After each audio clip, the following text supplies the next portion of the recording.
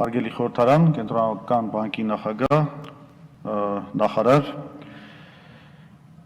Կենտրոնական բանկի հաշվետվությունները ընդհանրապես շատ լավ առիթ են,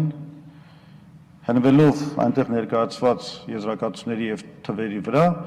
վերլուծելու համար մեր ընդհանուր վիճակը եւ տնտեսության եւ դրամավարկային քաղաքականության եւ այլն եւ այլն։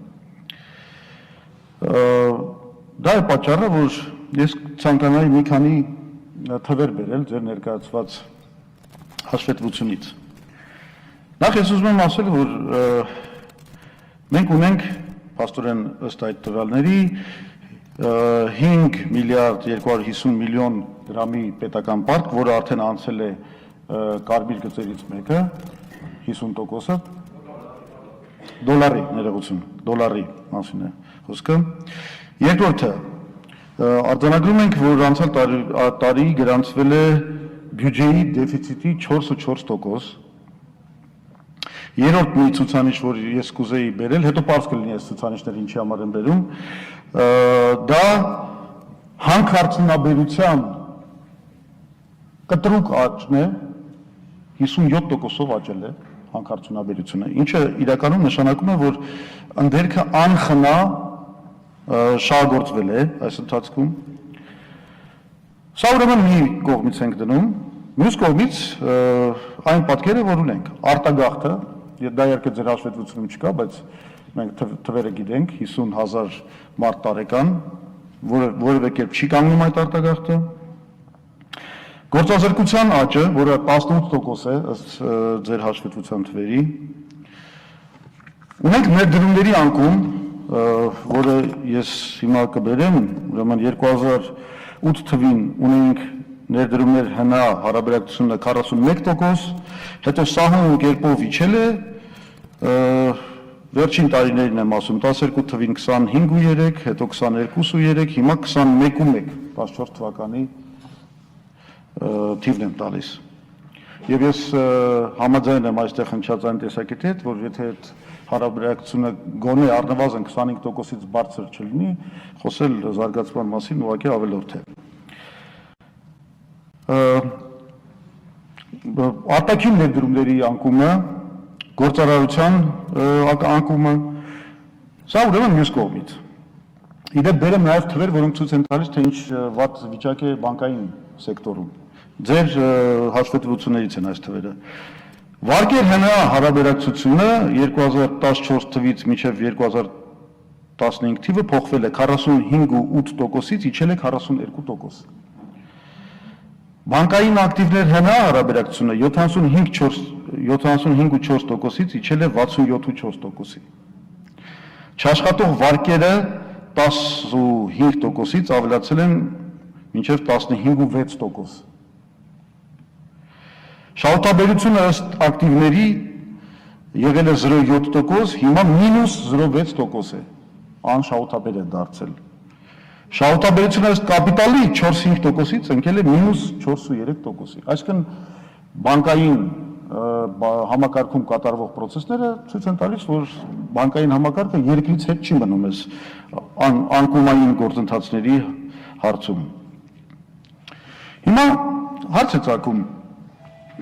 ունենք պարտքերի ավելացում, ընդերքի պաշարների գերօգտագործում եւ դեֆիցիտ, բայց մյուս կողմից չկա զարգացում։ Սա ինչ է նշանակում։ Սա կներեք դասական ֆինանսական պիրամիդայի վիճակն է, որում Հայաստանը գնալով հայտնվում է։ Եվ դա նշանակում է, որ մի օր սա պայթելու է։ Եկեք անվանենք այս երևույթը անզարգացում պարտակուտակում։ Ավելի վատ բան քան անզարգացում պարտակուտակումը չկա, բայց դա ուղիղ այն է, ինչ որ Հայաստանը զբաղված է տարիներ շարունակ։ Եւ ինչպես նշեցի, այդ գործընթացը, ինչպես ցանկացած ֆինանսական պիրամիդա, բուրգը չի կարող ինչ որ մի վերջակետ չունենալ, փլուզման վերջակետ։ Հիմա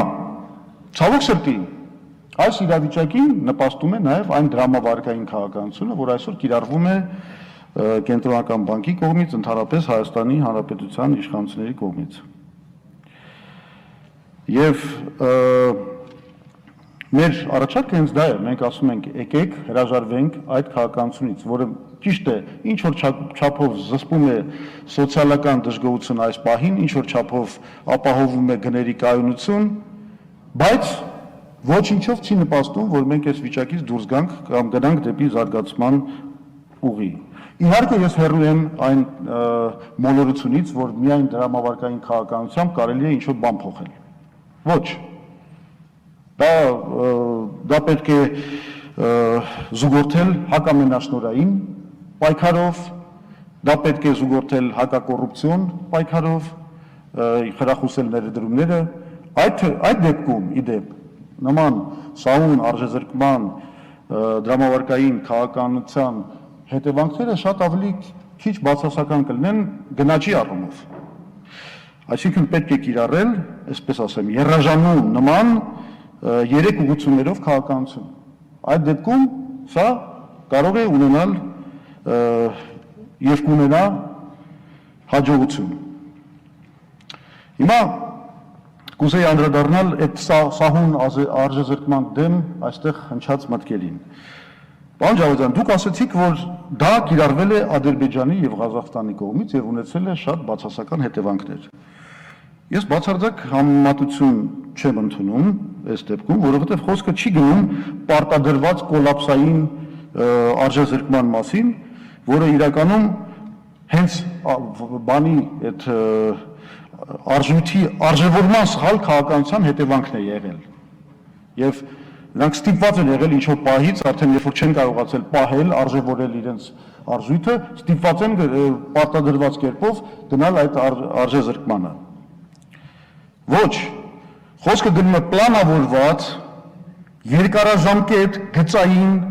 սահուն արժեզրկման մասին, որը թույլ կտա երկարաժամկետ պլաններ ունենալ բիզնեսմեններին, ձեռնարկատերերին, ընդհանրապես իրենց որոշումները դրամ, դոլար կուրսի դինամիկայի վրա կառուցողներին եւ այլն եւ այլն։ Նրանք հնարավորություն կունենան պլանավորել այդ ամբողջը։ Այստեղ մի հանճարեղ թեզիս հնչեց նրա մասին, որ Թուրքիայից ոչինչ պետք չի սովորել։ Գիտեք, ասոն ստացվում է, եթե անգամ Թուրքիան լավ դրամավարկային քաղաքականություն է կիրառում, դրանից պետք չի օգտվել, պետք չի սովորել։ Եթե մենք այս թեզիսով շատ խորանանք եւ Թուրքիայից աշխատենք որևէ բան չվերցնել, որը կարող է, ասենք, համարվել լավ քաղաքականություն, մենք կարող է ինադու Թուրքիային կործանման գործընթացի գնալանք։ Ես չեմ հասկանում այս տեսակետը, բոլոր ազգերը հաջողակ պատմության մեջ համաշխարհային հաջողակ են եղել նաև այն պատճառով, որովհետև իրենց թշնամուց, հակառակորդից կամ մրցակցից կարողացել են սովորել եւ կիրառել նրանց հզորությունները։ Բայց ես կուզեի պատասխանել նաև ձեր ասացին, պարոն Ջավադյան, դուք ասացիք, որ Թուրքիայի ներկա տնտեսական անկումը ցույց է տալիս, որ իմ ասածը սխալ է։ Կներեք, բայց Թուրքիայի ներկա տնտեսական անկումը ոչ թե կապված է 90-ականների սահուն արժեզրկման քաղաքականության հետ, այլ Էրդողանի արկածախնդրական, էքսպանսիոնիստական, նեո-օսմանական քաղաքականության հետ, որի հետևանքն է իսլամական պետության տերորիզմի թափանցումը Թուրքիայի տարածք, քրդերի հետ թշնամացումը եւ դրա հետևանքով քաղաքացիական պատերազմը, ինչպես նաեւ Ռուսաստանի պատժամիջոցները կապված ինքնաթիռի այդ տխրահարցակ պատմության հետ։ Ինչ կապ ունի դա դրամավարկային քաղաքականության հետ։ Ուղղակի զարմանալ կարելի է։ Այնպես որ մենք իրականում պետք է լուրջ մոտենանք այս հարցին։ Տեսեք Ռուսաստանի հետ մեր հարաբերությունները, ես նկատի ունեմ տնտեսական։ Մենք ըստ էության այն պատճառով, որ համահունչ չեղանք մեր դրամավարկային քաղաքականության գործընթացներով ռուսական դրամի արժեզրկմանը, մենք ըստ էության արդեն կորցրել ենք Ռուսաստանում խմիչքի շուկան։ Արդեն այդ արդյունքը կա։ Բայց չպետք է մտածենք, որ այնուամենայնիվ պետք է այնպեսի քաղաքականություն կիրառվի, որ մենք խթանենք մեր արդյունաբերողներին, մեր արտահանողներին։ Սա անպայման պետք է արվի, այդ քաղաքականությունը պետք է ուղղված լինի նրան, որ մենք խրախուսենք արտահանող արդյունաբերողներին եւ կարողանանք դուրս գալ անզարգացում պարտակուտակման այս արատավոր շրջանակից։